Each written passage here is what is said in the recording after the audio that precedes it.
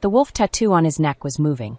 Sarah Martinez pressed her back against the farmhouse door, her heart hammering as she stared at the man bleeding out on her porch. Snow whipped around him in the howling wind, already covering his massive frame in white, but she could still make out the leather vest and the words stitched across his broad back, President. A biker. Of course it had to be a damn biker. Mama! 8-year-old Emma's voice drifted from the kitchen. What's that noise? Sarah's hands shook as she looked at the man again. Blood seeped through the snow beneath him, dark and spreading. In the flickering porch light, his face was pale as death, lips blue with cold. But that tattoo on his neck, a snarling wolf's head, seemed to shift and writhe in the shadows. She was losing her mind. Had to be. 3 months of fighting the bank, 3 months of watching her kids go to bed hungry more nights than not, and now hallucinations. Nothing, baby, she called back. Stay in the kitchen with Jake. The man's eyes snapped open. Sarah gasped, stumbling backward. His eyes weren't brown or blue or green, they were gold. Bright, burning gold like coins in firelight. Help, he whispered, and his voice was rough gravel. Please.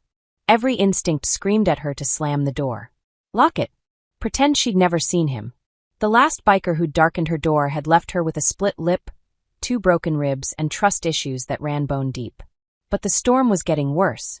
The weatherman had called it a once-in-a-decade blizzard, the kind that killed people caught outside. And despite the leather vest and the intimidating tattoos covering his arms, despite everything her ex-husband Tommy had put her through, she couldn't watch a man die on her porch.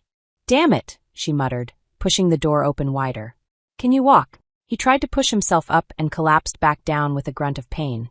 Sarah could see the knife wounds now, 3 deep gashes across his back, slicing through the leather like it was paper. She grabbed his arm and nearly jerked her hand back.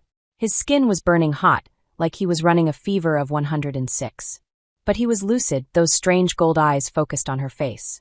Heavy, he mumbled as she tried to help him up. No kidding. Sarah grunted, getting her shoulder under his arm. He had to be 6'4" and built like a linebacker. Come on, big guy. Work with me here. They stumbled through the door together, Sarah's legs shaking under his weight. She managed to get him to the old couch in the living room before her strength gave out. He collapsed onto the faded cushions with a sound that was half groan, half growl. Mama! Emma appeared in the doorway, her eyes going wide. Who's that? Go back to the kitchen, Sarah said firmly. Keep Jake company. Watch a movie or something. But, now Emma. Her daughter's lower lip trembled, but she obeyed. Sarah waited until she heard the kitchen door close before turning back to the stranger on her couch. He was unconscious again, his breathing shallow and ragged. In the warm light of the living room, she could see him clearly for the first time. Dark hair, strong jaw shadowed with stubble, and those impossible tattoos covering every visible inch of skin. The wolf on his neck was just ink. It had to be, but there were others. A full moon on his forearm. Strange symbols she didn't recognize running up his spine. And scars. Lots of them. Old ones, white and faded, crisscrossing his arms and chest like a roadmap of violence. Sarah fetched her first aid kit and a basin of warm water. She'd been a paramedic before the kids came along, before Tommy convinced her she didn't need to work, that he'd take care of everything. The skills came back like riding a bicycle. She cut away his destroyed vest and shirt, exposing the knife wounds. They were deep but clean, missing anything vital. Lucky for him. She cleaned them carefully, trying not to think about how his skin seemed to radiate heat like a furnace. The pack, he mumbled suddenly, making her jump.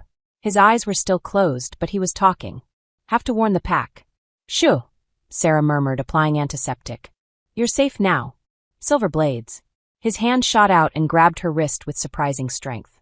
His eyes snapped open, that unsettling gold burning bright. They used silver. Sarah's blood chilled. She'd seen knife wounds before, plenty of them. But she'd never seen metal react to a blade the way his skin was reacting now. The edges of the cuts were angry and red, inflamed like an infection, but they'd only happened hours ago. What's your name? She asked, trying to keep her voice steady. Marcus, he said, his grip on her wrist loosening. Marcus Kellerman. I'm Sarah. You're going to be okay, Marcus. But you need to rest. He was fighting to stay conscious, those gold eyes tracking her movements as she bandaged his wounds. Why help me? Sarah paused, tape halfway around his ribs. Why was she helping him? Because she was an idiot, probably.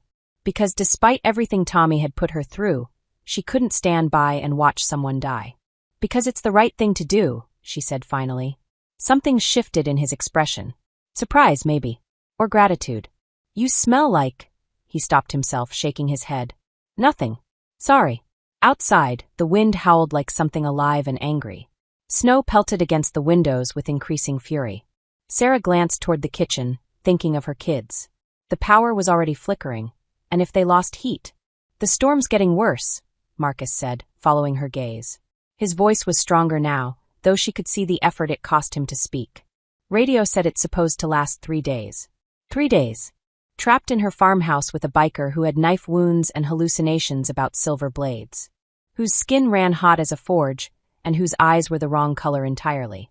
Get some rest, she said, pulling a blanket over him. We'll figure out the rest tomorrow. But as she headed toward the kitchen to check on her kids, she heard him whisper something that made her blood run cold. They'll come for me. The pack always comes for its own. Chapter 2. The rumble started before dawn, low and distant like thunder that wouldn't quit. Sarah jerked awake on the kitchen chair where she'd dozed off, her neck stiff from keeping watch over Marcus through the night. The storm had finally passed, leaving behind an eerie silence that the approaching sound cut through like a blade. She crept to the window and pushed aside the curtain. What she saw made her blood turn to ice water. Motorcycles. Dozens of them, emerging from the gray pre-dawn light like mechanical wolves materializing from mist. They moved in perfect formation down her long driveway, their headlights cutting through the lingering snow. The lead bike was massive, its rider even more so, and as they drew closer, Sarah could count them. 10, 20, 50. More kept coming. Dear God, she whispered, backing away from the window. The sound grew louder, a mechanical symphony that seemed to make the very walls of her farmhouse vibrate. By the time they reached her front yard, she counted nearly 100 bikes forming a semicircle around her home. The riders sat motionless on their machines, engines idling in perfect synchronization, like they were waiting for some invisible signal. Sarah's hands shook as she checked the locks on her doors. Fat lot of good they'd do against this many men.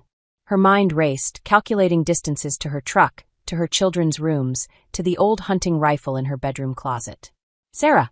Marcus's voice, stronger now but still rough with pain. She spun around to find him sitting up on the couch, those gold eyes alert and focused. The fever flush was gone from his cheeks and somehow, impossibly, he looked better. Not healed, she could see the white bandages beneath his unbuttoned shirt, but better than any man with those injuries had a right to look. Your friends? She asked, nodding toward the window. My pack. The word came out naturally, like he'd forgotten to be careful. Then his eyes sharpened. My club. They came for me. Outside, the rumbling stopped. 100 Harley-Davidsons fell silent as one, and the sudden quiet was more terrifying than the noise had been. Heavy boots crunched through snow toward her door. Marcus, Sarah said, her voice tight with fear. My children are upstairs. Something flickered across his face. Surprise, then what might have been respect. They won't be harmed. You have my word. The word of a biker? Sarah couldn't keep the bitterness from her voice. Forgive me if that doesn't exactly comfort me. Before Marcus could respond, 3 sharp knocks echoed through the house. Not the frantic pounding of men in a hurry, but the measured beats of someone who expected to be answered. Alpha. The voice carried through the door, gravelly and respectful. We're here. Alpha? Sarah's eyebrows shot up, but Marcus was already struggling to his feet. Stay behind me, he said, moving toward the door with careful, measured steps. Despite his injuries, despite the blood loss, he carried himself like a man who commanded respect. Like a man used to being obeyed. He opened the door, and Sarah got her first good look at Marcus Kellerman's club. They were enormous, every single one of them. Men built like prizefighters and linebackers, wearing leather vests identical to Marcus's. But it wasn't their size that made Sarah's breath catch. It was their eyes. Even in the pale morning light, she could see the unnatural gleam in their gazes as they looked at Marcus. Not just respect or loyalty, but something deeper. Something that made the hair on her arms stand up. The man in front was older than the others, his graying hair pulled back in a ponytail, a jagged scar running from his left ear to the corner of his mouth. When he looked at Marcus, his expression was pure relief. Jesus, Ghost, he said, using what Sarah assumed was Marcus's road name. We thought we'd lost you. Takes more than 3 rival assholes with knives to put me down, Razor. Marcus's voice had changed, taken on an edge of authority that made Sarah step back instinctively. This wasn't the wounded man she'd nursed through the night. This was someone else entirely. Razor's eyes swept past Marcus to land on Sarah, and she fought the urge to cross her arms over her chest. His gaze was intense, calculating, like a predator sizing up potential prey. "This the woman who helped you?" he asked. "Sarah Martinez," Marcus said. "She saved my life."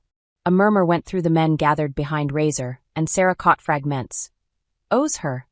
Debt of honor. Protected the alpha. Mama." Emma's voice drifted down the stairs, small and frightened. Sarah's protective instincts flared. "Stay upstairs, baby. Everything's fine." But it wasn't fine. Nothing about this was fine. These men were looking at Marcus like he was their king, and at her like she was a problem that needed solving. She could practically feel the violence radiating off them, barely leashed and ready to slip its chains. "We need to talk," Razor said to Marcus, his eyes never leaving Sarah's face. "About territory. About the Blackwater Pack's little message last night." Blackwater Pack. Not Club Pack. Sarah filed that away with all the other strange things that were piling up around Marcus Kellerman. "Inside," Marcus said. "Just you and Kane." A younger man stepped forward, his dark hair falling across sharp cheekbones. He moved with a fluid grace that reminded Sarah of a dancer, or a hunter. When he looked at her, she saw the same unnatural gleam in his eyes that the others had. "The rest of you stay put," Marcus ordered. "And keep it quiet. There are children in this house." The authority in his voice was absolute. Nearly 100 hardened bikers nodded like schoolchildren and settled back to wait. Sarah had never seen anything like it.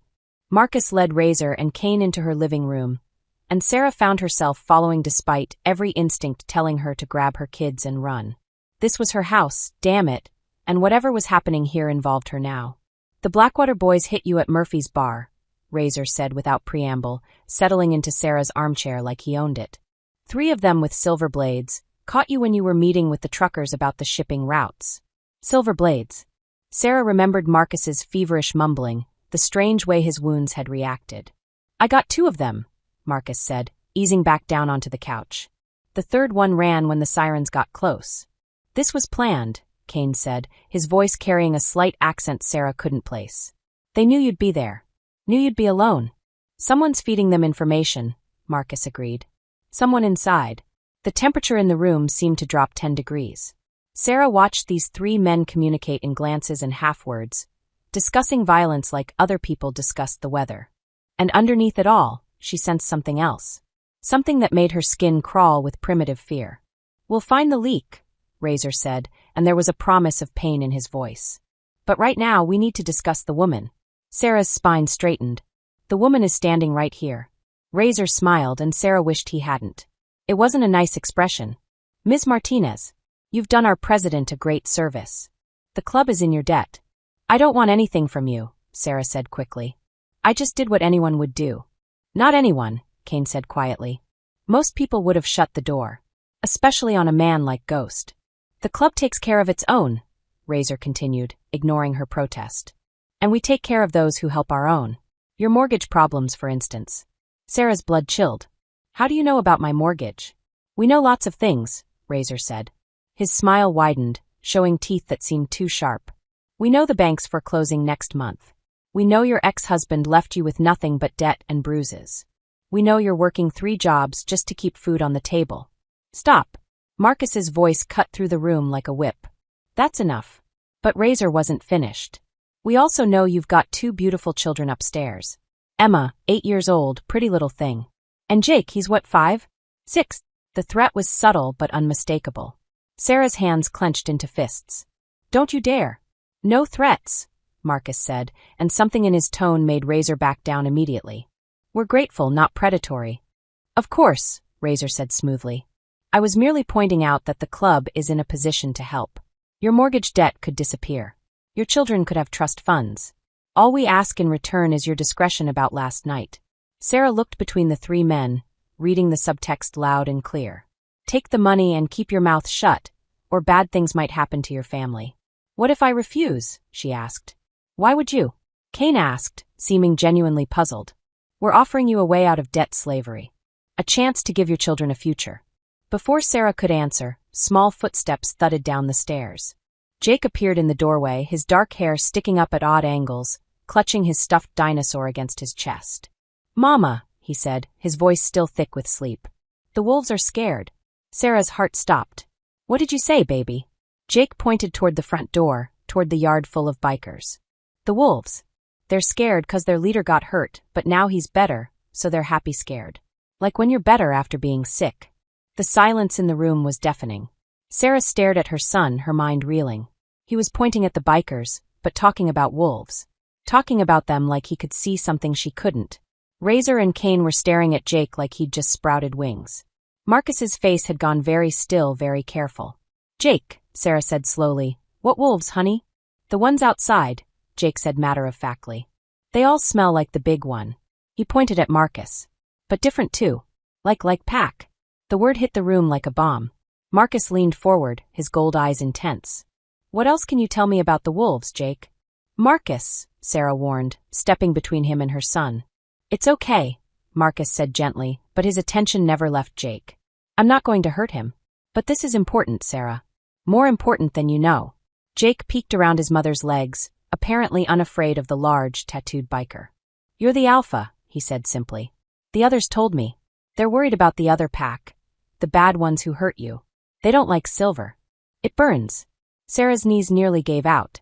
Her 5-year-old son was casually discussing werewolf politics like he was talking about cartoon characters. How can you tell all this? Marcus asked, his voice gentler than Sarah had heard it yet. Jake shrugged. I just can. Can everybody? No, Marcus said quietly. Not everybody.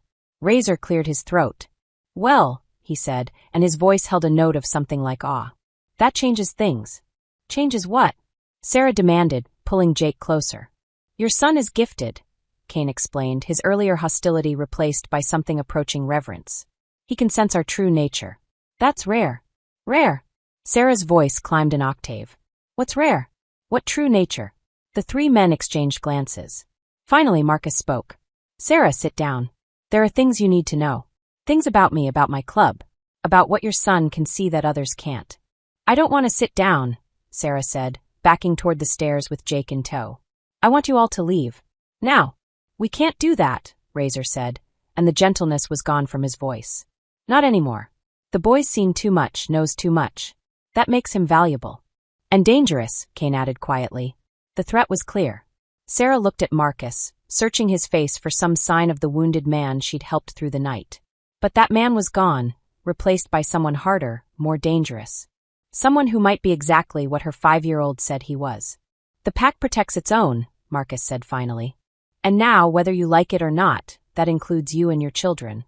Outside, as if summoned by his words, 100 motorcycles rumbled to life in perfect unison.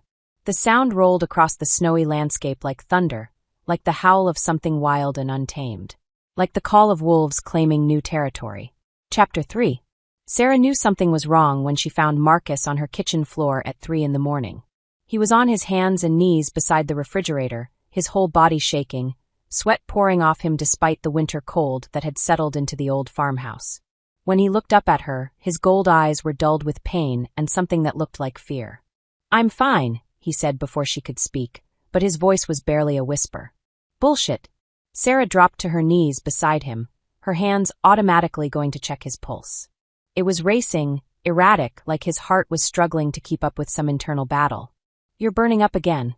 It had been 3 days since Razor and his 100 bikers had made camp in her fields, turning her struggling farm into something that looked like a military operation. 3 days of armed men patrolling her property, of hushed conversations about territorial wars and pack politics, of her children adapting to their new reality with the unsettling ease that only kids possessed. 3 days of watching Marcus get progressively worse, even as he pretended otherwise. The wounds, she said, helping him struggle to his feet. They're infected, aren't they?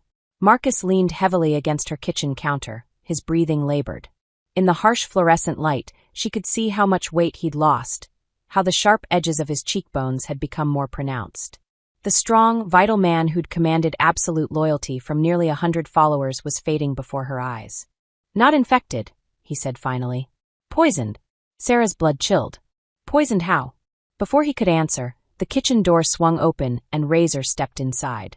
The lieutenant moved with his usual predatory grace, but Sarah caught the way his eyes immediately assessed Marcus's condition, the flash of something like panic that crossed his features before his expression locked down.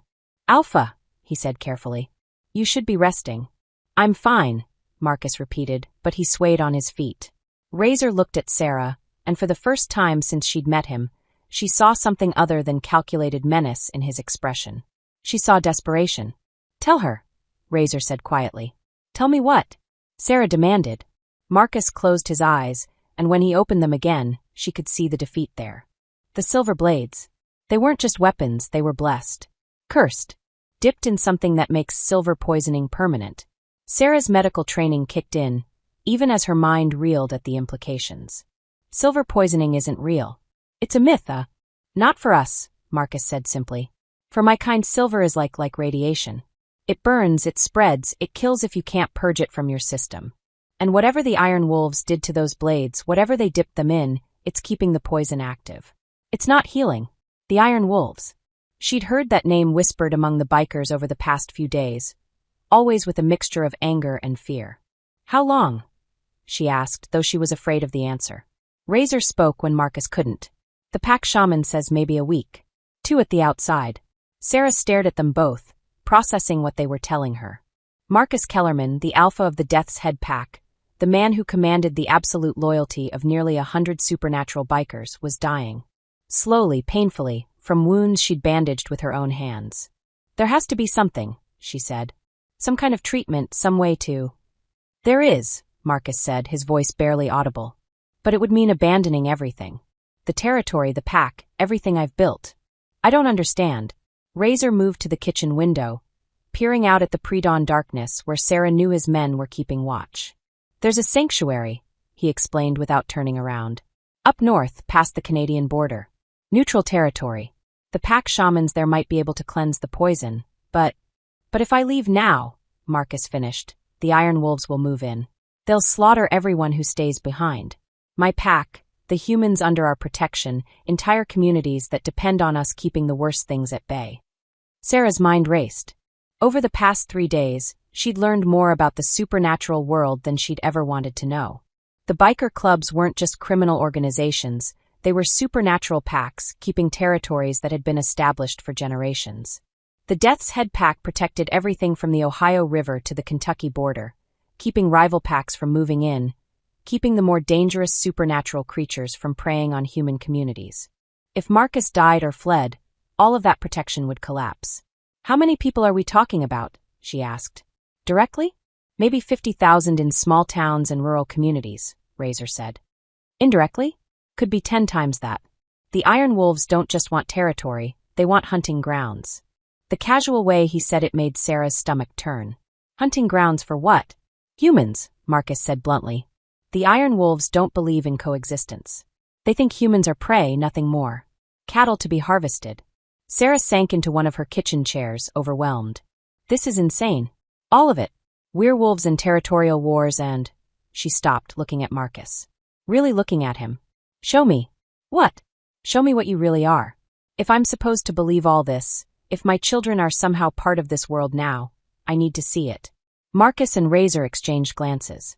Sarah, Marcus said carefully, that's not. Show me, she repeated, steel in her voice. Or get the hell off my property. For a long moment, nobody moved. Then Marcus nodded slowly. Outside, he said. Away from the children. They walked to the old barn behind the house, Razor flanking them like a bodyguard. The pre-dawn air was bitter cold, and Sarah could see her breath in white puffs. Around them, she sensed movement in the shadows, Marcus's pack, always watching, always protecting. Are you sure about this? Marcus asked. Sarah nodded, though her heart was hammering against her ribs. Marcus stepped back, closing his eyes.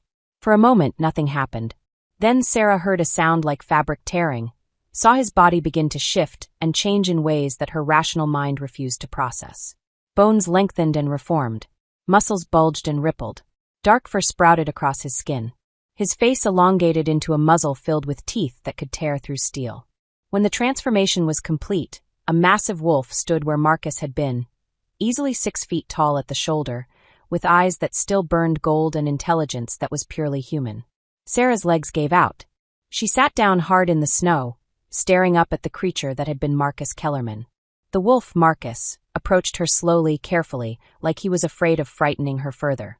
When he was close enough to touch, he lowered his massive head and looked into her eyes. She reached out with trembling fingers and touched his fur. It was warm, softer than she'd expected, and she could feel the steady beat of his heart beneath her palm. "You're beautiful," she whispered, and meant it. Something that might have been surprise flickered in those golden eyes. Then he was changing again, shifting back to human form with the same impossible fluidity. When it was over, Marcus knelt in the snow before her, naked and shivering and completely vulnerable. Sarah shrugged out of her coat and wrapped it around his shoulders. "How long have you been able to do that?" "Since I was 13, he said, his voice hoarse. "It runs in families, but not everyone carries the gene. I was the first in 3 generations. And Jake?" The question had been haunting her for days. "What he can see, what he knows." "He's gifted," Razor said. "Probably has werewolf ancestry somewhere in his bloodline, far enough back that he won't shift, but close enough that he can sense us. It's rare, but it happens." Sarah helped Marcus to his feet, noting how much effort it took him. The transformation had drained him further, made the silver poisoning worse. "The Iron Wolves," she said as they walked back toward the house. "Tell me about them." "They used to be part of a larger organization," Marcus explained, leaning on her more than she suspected he wanted to admit. "Back in the old country, werewolf packs served as protectors, guardians of human communities. But some packs went rogue, decided they were apex predators instead of protectors. The Iron Wolves are descendants of those rogue packs. They've been trying to move into our territory for years," Razor added. "But Marcus has kept them out. Until now." "What's different now?" "They have a hunter working with them," Marcus said, and Sarah heard the hatred in his voice. "Someone who knows our weaknesses, who can bless silver weapons with curses that prevent healing. Someone who's been planning this war for a long time." They reached the house, and Sarah helped Marcus back inside. The kitchen felt warm and normal after the supernatural revelations in the barn, but she knew nothing would ever be normal again. "There's something else," Marcus said, settling heavily into a chair. "Something you need to know about your son." Sarah's protective instincts flared. "What about Jake?" "The gift he has, it makes him valuable to people like the Iron Wolves. They could use him to track packs, to identify werewolves who are trying to blend in with human society." "Over my dead body." "That's what they're counting on," Razor said grimly. "They take the gifted ones young, before their loyalty is fixed. Train them from childhood to serve the pack." Sarah felt sick. "You're saying they'd try to kidnap my son? If they knew about him?" "Absolutely." Marcus met her eyes. "That's another reason why my pack can't leave. We're the only thing standing between your family and them." The trap was elegant in its simplicity. Stay and watch Marcus die, leaving her children vulnerable to supernatural predators. Or convince him to flee to save his life, abandoning thousands of innocent people to the Iron Wolves' idea of justice. "There has to be another way," she said. "There isn't," Marcus said flatly. "I've been fighting this war for 10 years. I know every angle, every possibility. The Iron Wolves have us cornered." Sarah studied his face, seeing the resignation there, the way he'd already accepted his death. But she also saw something else, the same fierce protectiveness she felt for her own children, extended to encompass not just his pack, but everyone under their protection. He was willing to die for people he'd never met, simply because it was his duty to protect them. "What if you didn't have to choose?" she asked slowly. Both men looked at her. "What do you mean?" Sarah's mind was racing, putting together pieces of information she'd gathered over the past few days. The Iron Wolves want territory, right? And they want Jake because of his gift. But what they really want is for your pack to be gone. Dead or fled, it doesn't matter to them. "That's right," Razor said cautiously. "So what if we gave them what they wanted? What if the Death's Head pack disappeared?" Marcus frowned. "Sarah, we can't just—" "Not really disappeared," she interrupted. "Just temporarily. What if there was a way to make them think you were dead, think the pack was scattered, long enough for you to heal? Long enough to come back and hit them when they weren't expecting it." The silence stretched out between them. Finally Razor spoke. "That's actually not impossible," he said slowly. "We have contacts in other territories, packs that owe us favors. If we could fake Ghost's death convincingly enough. The Iron Wolves would move in immediately," Marcus said. "They'd claim the territory before our allies could respond." "Let them," Sarah said. "Let them think they've won. But while they're celebrating, you're healing. And when you're strong enough, you come back and take back what's yours." Marcus stared at her like she'd grown a second head. "You're talking about abandoning everything I've sworn to protect." "I'm talking about strategic retreat," Sarah corrected. About staying alive long enough to fight another day. She could see him considering it, weighing the costs and benefits. Around them, the house was quiet, her children still sleeping upstairs, unaware that their mother was planning a supernatural war. It could work, Razor said finally. We'd have to make it look real. Bloody. Convincing enough that the Iron Wolves don't question it. And we'd have to get the civilians out first, Marcus added. The humans in our territory, anyone who'd be in immediate danger. Sarah nodded. How long would you need? To heal, I mean. With the right shaman? Maybe a month. 6 weeks at the outside. That's a long time to keep up a deception. But not impossible, Razor said, and Sarah could see the plan taking shape in his mind. We could scatter the pack to allied territories, make it look like we're fleeing in panic. Some of the younger members could defect to other clubs, carry word that the Death's Head is finished. What about Jake? Marcus asked. The Iron Wolves will still want him. Sarah's jaw set. Then we make sure they never find him. She looked between the two men, seeing hope beginning to replace resignation in Marcus's eyes. It was a desperate plan, full of risks and unknowns. But it was better than watching him die slowly while innocent people suffered for his martyrdom. There's one more thing, she said quietly. If we do this, if we fake your death and scatter your pack, you'll need somewhere safe to heal. Somewhere the Iron Wolves would never think to look. Marcus met her eyes, understanding passing between them. Here, she said simply. You heal here with me. Chapter 4. Sarah was checking Marcus's temperature when the ancient Buick pulled into her driveway. She froze at the kitchen window, her hand still pressed against Marcus's fevered forehead. The car was powder blue with rust eating through the wheel wells, and it moved with the careful precision of someone who'd been driving for 70 years and didn't plan to stop now. No, Sarah whispered, recognition hitting her like a physical blow. Not now. Marcus stirred on the couch, his gold eyes struggling to focus. Over the past week, his condition had deteriorated rapidly despite her best efforts. The silver poisoning was spreading through his system like cancer, and even with Razor's pack shamans working around the clock, nothing seemed to slow its progress. Who is it? He asked, his voice barely a whisper.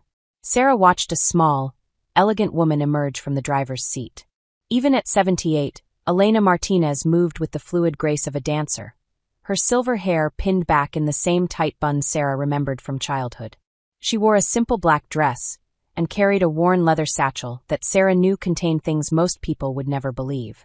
My grandmother, Sarah said, her mouth gone dry. Elena Martinez. The one who raised you. Marcus tried to sit up and failed, falling back against the pillows with a grunt of pain. After my parents died, yes. Sarah's mind raced. Of all the times for Elena to make one of her rare visits, why now? Why when her home was full of werewolves and supernatural politics? Elena climbed the porch steps with measured precision, and Sarah knew with growing dread that this wasn't a coincidence. Her grandmother had always possessed an uncanny ability to appear exactly when she was most needed, or most dangerous. The knock came at exactly 3 sharp raps, just as Sarah remembered. Mija. Elena's voice carried through the door, warm with affection but edged with something harder. Open the door. We need to talk. Sarah glanced at Marcus, seeing the question in his eyes. She shook her head slightly. Not yet, not until she understood why Elena was here. Her grandmother had always been different. Perceptive in ways that made Sarah uncomfortable, knowledgeable about things she shouldn't know. Sarah opened the door, and Elena Martinez stepped into her home like she owned it. Abuela, Sarah said, accepting the fierce hug that smelled of lavender and something medicinal she couldn't identify. What are you doing here? Taking care of family, Elena replied, but her dark eyes were already scanning the living room, taking in Marcus's prone form with an expression Sarah couldn't read. As I always have. Elena approached Marcus with the careful steps of someone assessing a dangerous animal. When she looked at him, Sarah saw recognition flash across her weathered features. Not surprise, but confirmation of something she'd already suspected. Alpha, Elena said simply, and Marcus's eyes snapped to hers with startled awareness. How do you? Sarah began, but Elena held up a hand for silence. How long? Elena asked Marcus, and somehow Sarah knew she was asking about the silver poisoning. Days, Marcus replied, his voice gaining strength as he focused on this new threat. Maybe less. Elena nodded as if she'd expected as much. The blessed blades. The Iron Wolves found themselves a real hunter, didn't they? The casual way she discussed supernatural politics sent ice through Sarah's veins. Abuela, how do you know about any of this?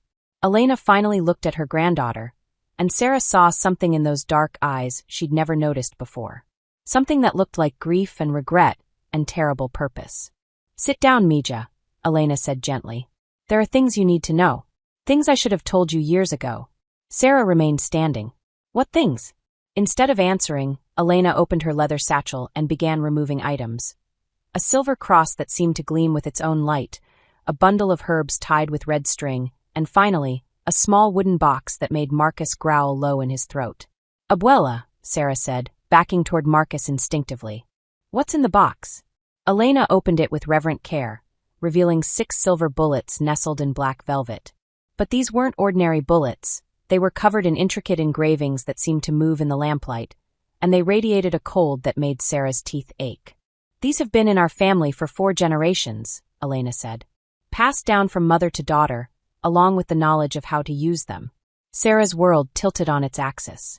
Our family, the Martinez bloodline, Elena continued, her voice taking on the cadence of someone reciting a familiar litany.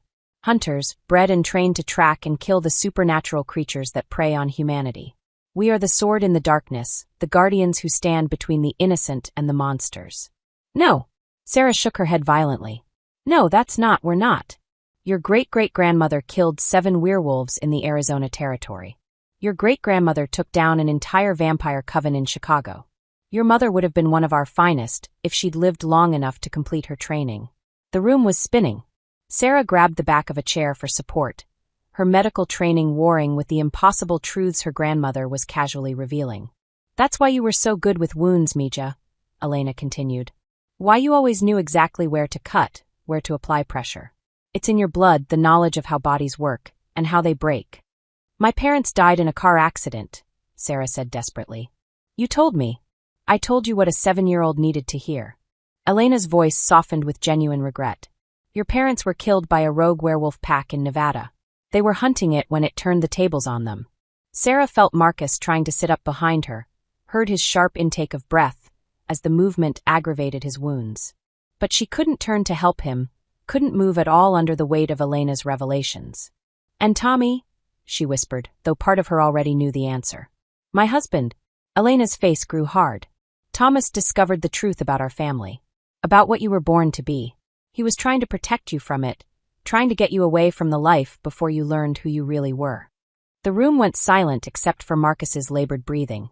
Sarah felt pieces of her life rearranging themselves into new, terrible patterns. The motorcycle accident, she said. There was no accident, Elena confirmed. The society found out he knew our secrets. They couldn't risk him exposing us. The society? The organization that coordinates hunters worldwide. They saw Thomas as a threat to centuries of secrecy. Elena's voice carried old pain. I tried to warn him, tried to convince him to let you fulfill your destiny. But he was stubborn, that boy. Thought love could protect you from what you are. Sarah sank into the chair, her legs finally giving out. Tommy hadn't died because of some random accident. He'd been murdered because he'd tried to protect her from a destiny she'd never known existed. Sarah. Marcus's voice was strained but urgent. Look at me. She turned to find him struggling to prop himself up on one elbow, his gold eyes burning with intensity despite his weakness. Whatever she's told you, he said, whatever your family history is, you are not your bloodline. You choose who you are. Elena laughed, but there was no humor in it. Spoken like a true monster. You've seduced her already, haven't you? Turned her against her own nature.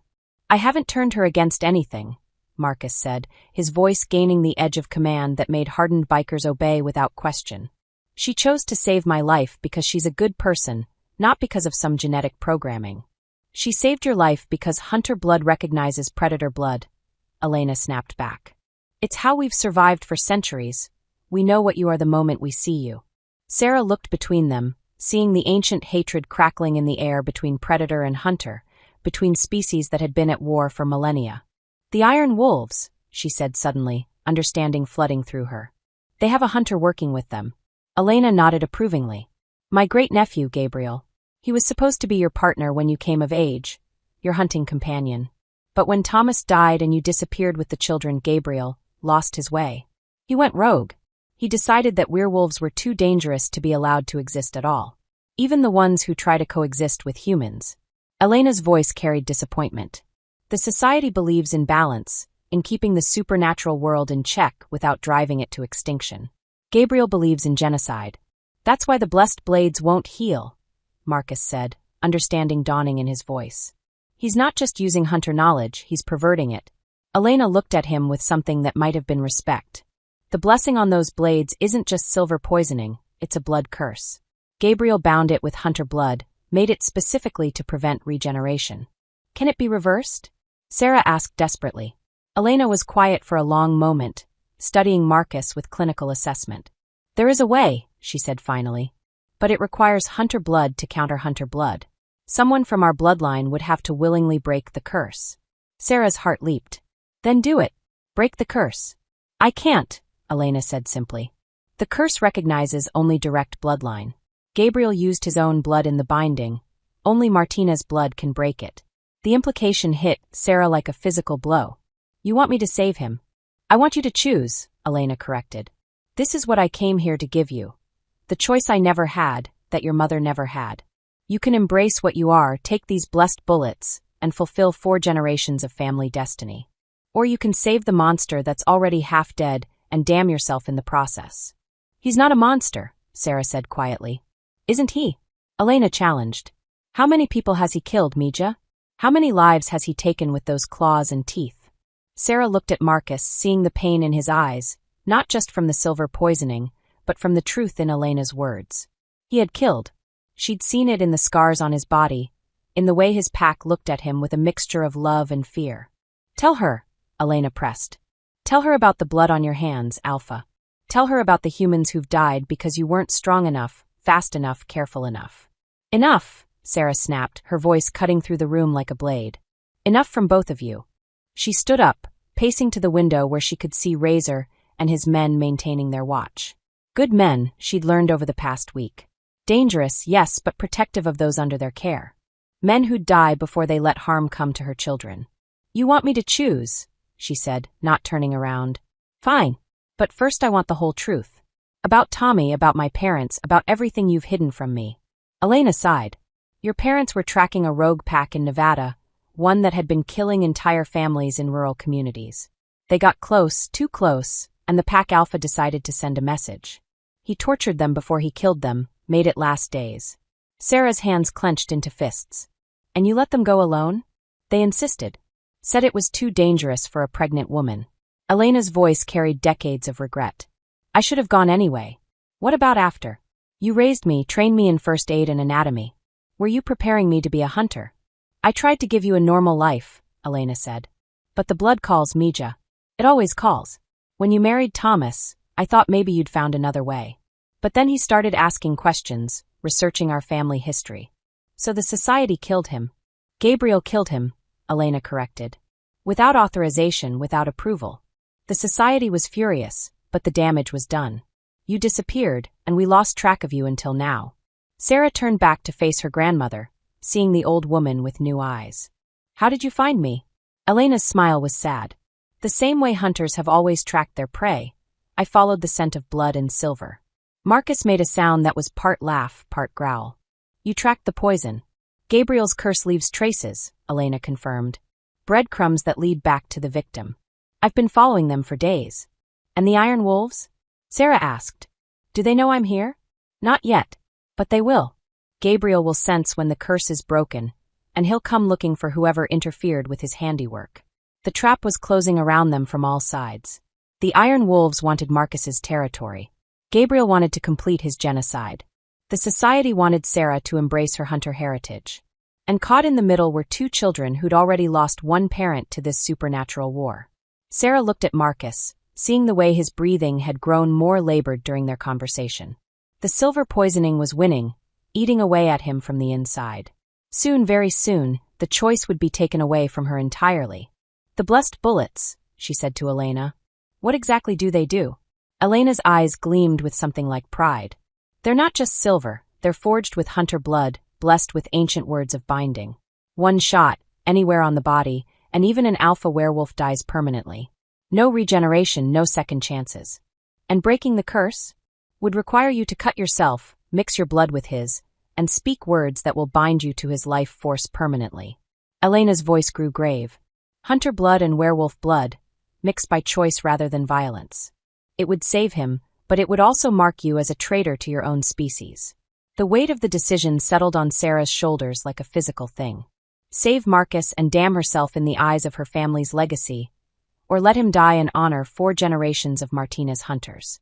But as she looked at him, really looked at him, she saw not a monster, but a man who'd been willing to die rather than abandon those under his protection. A man who'd shown her children nothing but gentleness despite his capacity for violence. A man she was falling in love with, despite everything logic and self-preservation told her. "There's something else," Elena said quietly. "Something you need to know about your son." Sarah's blood turned to ice. "What about Jake? The gift he has, the ability to sense werewolves, it's not just supernatural sensitivity." Elena's voice grew gentle, as if she was delivering a terminal diagnosis. "It's hunter instinct awakening early. He's identifying threats, cataloging weaknesses. By the time he reaches puberty, he'll be able to kill werewolves with his bare hands." The room went deadly silent.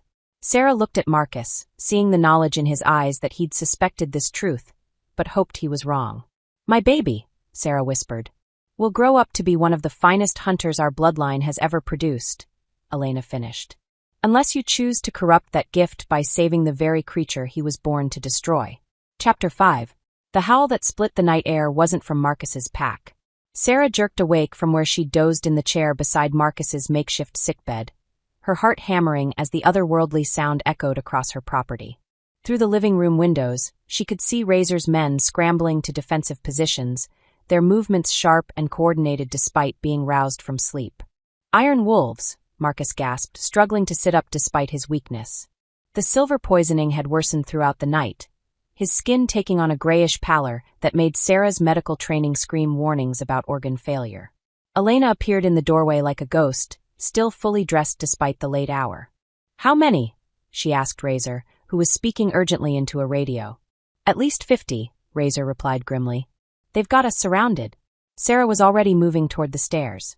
"I need to get the kids." "No time," Elena said, grabbing her arm. "Listen." In the sudden quiet between radio chatter and shouted orders from the pack, Sarah heard it. The sound of motorcycles approaching fast from the north, their engines roaring through the night like mechanical wolves announcing their arrival. "They're coming straight up the driveway," Razor said, moving to the window with fluid grace despite his size. "Bold bastards aren't even trying to be subtle."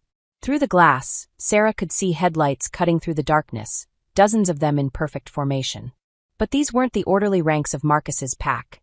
These bikes moved with predatory aggression, weaving and circling like hunters preparing to bring down wounded prey. "They know I'm weak," Marcus said, his voice barely above a whisper. "They're making their play for the territory." The lead motorcycle roared into the yard, and Sarah got her first good look at the Iron Wolves. Where Marcus's pack carried themselves with disciplined authority, these men radiated barely controlled violence. Their leader was a mountain of a man with a shaved head covered in tattoos that seemed to writhe in the harsh glare of motorcycle headlights. "Donovan," Razor spat. "The Iron Wolf Alpha." Donovan killed his engine and dismounted, his movements deliberate and theatrical. When he spoke, his voice carried clearly across the yard with the authority of someone accustomed to being obeyed. "Death's Head Pack," he called out. "By rights of challenge and conquest, I claim this territory. Send out your Alpha, so he can surrender with whatever dignity he has left." "Go to hell," Razor shouted back from the window. Donovan's laugh was like broken glass. "Your Alpha is dying, Lieutenant. We can all smell the silver rot on him. This territory is already ours. We're just making it official." Sarah watched 2 Iron Wolves dismount and drag someone from the back of a cargo bike. Her blood turned to ice when she recognized the small figure struggling against their grip. "Jake," she breathed. Her 5-year-old son was fighting his captors with the desperate fury of a cornered animal, but even Sarah could see it was hopeless. The Iron Wolves held him easily, and when the taller one cuffed Jake across the head to stop his struggling, Sarah's vision went red. "Let him go," she screamed, lunging for the door. Elena caught her arm with surprising strength. "That's exactly what they want you to do. The moment you step outside, you're dead." "Then what do you suggest?" Sarah snarled. "Let them hurt my baby?"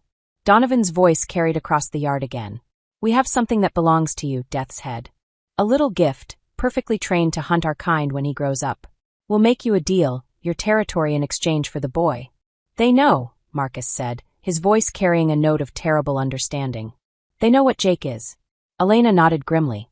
"Gabriel told them. He's been tracking hunter bloodlines, identifying gifted children before they come of age." "For what?" Sarah demanded. "Training," Elena replied. "The Iron Wolves don't just want to rule supernatural territory. They want to own the next generation of hunters. Turn them against their own nature." Through the window, Sarah could see Jake's small face in the harsh motorcycle lights. He wasn't crying. Her brave little boy was glaring at his captors with defiance that reminded her painfully of Tommy, but she could see the fear in his eyes. "Ghost!" Donovan called out, using Marcus's road name. "I know you can hear me. Come out and face your death like an alpha, or watch us turn your precious human's boy into something that will hunt his own sister." Marcus tried to stand and collapsed back onto the couch with a grunt of pain. The effort left him gasping, sweat beading on his forehead as the silver poisoning fought every attempt his body made to heal. "I have to go out there," he said. "You can barely sit up," Sarah said fiercely. "You go out there, you die. And if I don't, your son dies worse," Marcus replied. "Or worse than dies, they'll break him, remake him into a weapon against everything he was born to protect." Razor stepped away from the window, his scarred face grim. "We can't win this fight, not with Ghost down. Even if we could take Donovan's pack, we'd lose too many. And there are other territories watching, waiting to see who comes out on top. So we surrender?" Sarah asked. "We retreat," Razor corrected. "Fall back, regroup, try to save who we can." "And abandon Jake?" The silence that followed was answer enough. Sarah looked between the three of them. Elena with her hunter's cold assessment of odds, Razor with his tactical understanding of a losing battle, Marcus with his desperate desire to protect everyone and his complete inability to do so. "There's another way," she said quietly. Elena's eyes sharpened. "Mija, no. Whatever you're thinking. The blood bonding ritual you mentioned. Hunter blood can neutralize the silver poisoning." "Theoretically," Elena said. "But it's never been attempted. The risks could kill both of you," Razor finished. "And even if it worked, Ghost would need time to recover. Time we don't have." Sarah moved to the window, studying the scene in her yard. Donovan's pack had formed a loose circle around the farmhouse, but they weren't pressing their advantage. They were waiting, confident in their superiority. "How long would the ritual take?" she asked Elena. "If it worked, maybe an hour for the blood bond to stabilize, another few hours for his strength to return. And if I used my hunter abilities? The instincts you say I inherited?" Elena's expression grew wary. "What are you thinking?" Sarah picked up the wooden box containing the blessed bullets, feeling their cold weight in her hands. "You said these could kill even an alpha werewolf. What if I used them on someone else?" Understanding dawned in Elena's dark eyes. "You want to challenge Donovan directly." "I want to buy Marcus time to heal," Sarah corrected. "Challenge Donovan to single combat, stall while the blood bonding works."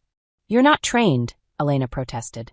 "You've never even held a gun properly, let alone faced a werewolf alpha in combat." "Then train me. Fast." Marcus grabbed her wrist with surprising strength. "Sarah, no. I won't let you die for me."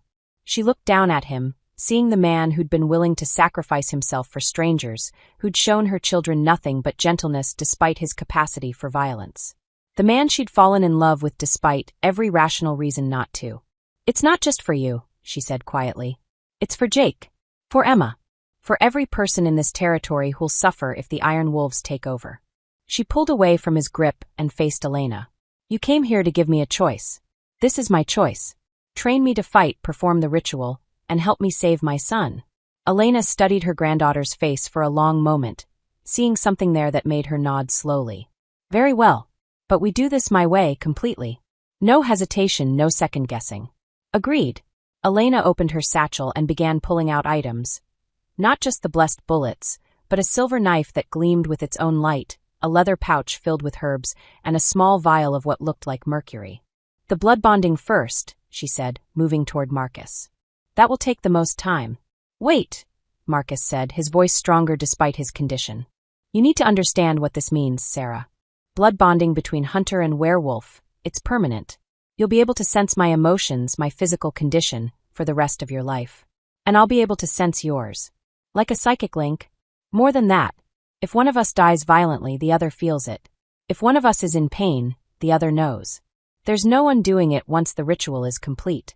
Sarah met his golden eyes, seeing the vulnerability there, the fear that she'd reject the connection once she understood its implications. Will it save you? She asked. Yes. Then we do it. Elena had Marcus lie flat on the couch and instructed Sarah to kneel beside him. Give me your hand, she said, taking the silver knife. The blade bit into Sarah's palm, drawing a thin line of blood that welled up dark in the lamplight. Elena made a matching cut on Marcus's palm, then pressed their hands together. Now the words, Elena said, beginning to chant in a language Sarah didn't recognize. The syllables seemed to hang in the air, heavy with power and ancient purpose. Sarah felt heat building where her palm touched Marcus's, a warmth that spread up her arm and into her chest. Marcus's eyes were locked on hers, and she could see something changing in them, the gold becoming brighter, more intense. It's working, Marcus breathed, and Sarah could feel his amazement as if it were her own emotion. The heat intensified, and suddenly Sarah could sense everything.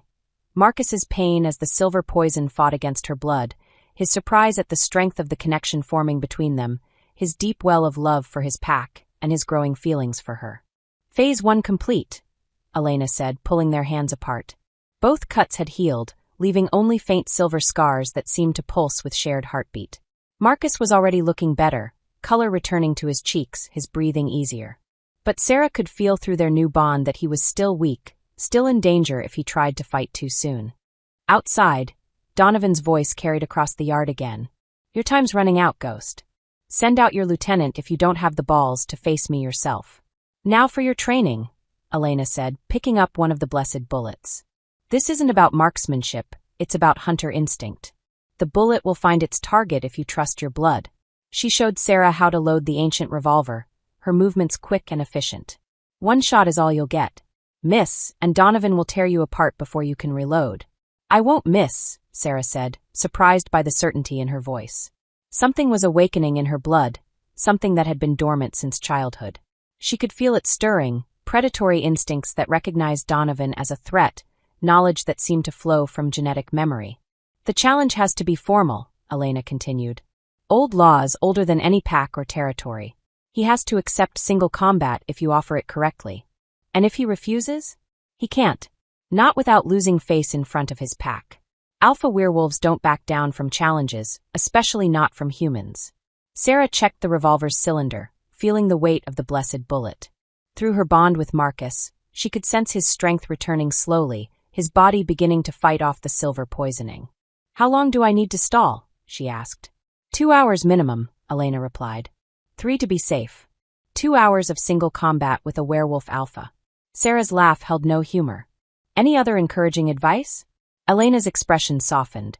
You are your mother's daughter, Mija. And your mother once held off an entire vampire coven until sunrise. Trust your blood, it knows what to do. Outside, engines revved impatiently. Sarah could see through the window that some of the iron wolves were growing restless, eager for violence.